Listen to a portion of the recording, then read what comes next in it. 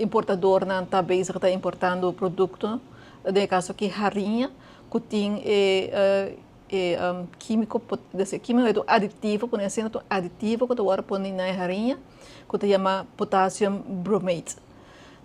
E ora é de caso aqui ora que a informação é que se can nos serviço de waren, keuring en higiene, põe time junto e não vai na diferente importador de harinha na Aruba, também diferente bakeries na Aruba, para check para o produto aqui. E em verdade, na na caminho, na bintopa com harinha, marca de harinha, que tabisa da sua instrução tá, que tem produto de harinha tem potassium bromate.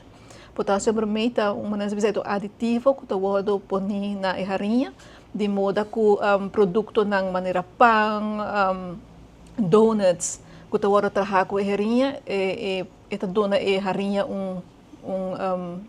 esta hace mejor função, porque a harinha está reis mais melhor, está mais suave, esse é o qual que potassium bromate hace. Pero começa a organização internacional diferente de não aconselhar para usar potassium bromate para sobre tem indicação que isso ocasiona câncer.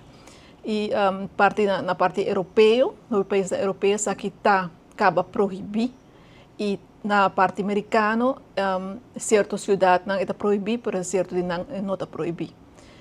Dessa hora é para na Aruba nos lei, segundo o artigo 8 de Waren Verordening, nós também está proibir isso aqui.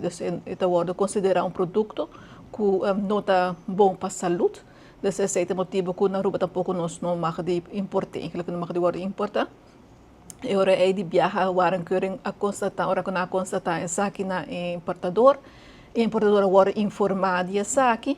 E não vai over na destruir, o qual o produto não vai haya, e também o importador está haya recordatório, carta de identificação recordatório informando que ele aqui está no vigor e que o produto não com potassium bromate não pode ser importado, então está no importador para controlar, ora que não está importação, para comprar produto no exterior, não verificar que o produto não está contendo potassium bromate.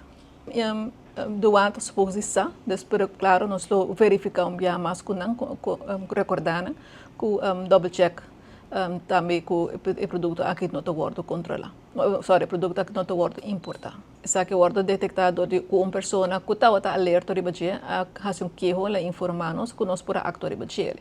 Isso é importante para a comunidade, está voo extra para nós, para controlar, e se não tem queijo, se não tem mira coisa irregular, não por informar-nos disso aqui, nós temos via nosso website tfk.aw, tem sistema automatizado que pode entregar o queijo, mas também sempre pode chamar na 522-4200, que é o número de TFK, e pode entregar o queijo e nós está fazendo algo, nós está sempre tomando queijo na série, nós está fazendo trabalho de Chile.